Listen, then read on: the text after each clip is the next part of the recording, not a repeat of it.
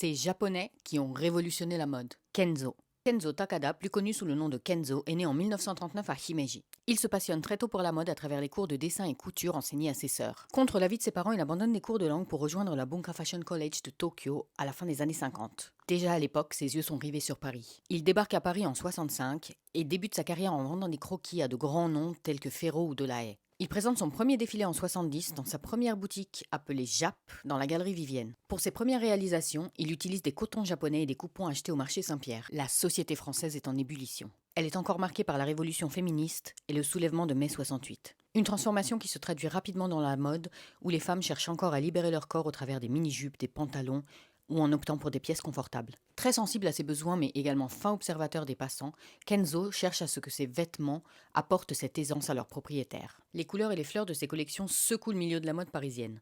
Il déclare : « J'ai délibérément cherché à créer des formes non structurées, à introduire une ampleur nouvelle en m'appuyant sur la technique du kimono. Ses voyages et ses découvertes font naître des silhouettes hybrides étonnantes. Chandail slave, boubou africain, robe de Maharani. Son audace mais aussi la beauté du métissage ont un impact indélébile sur la mode. Il se lance dans les parfums en 77 mais la formule ne prend pas jusqu'à ce qu'il sorte Kenzo Kenzo en 88. Il quitte la mode en 99, cédant Kenzo à LVMH.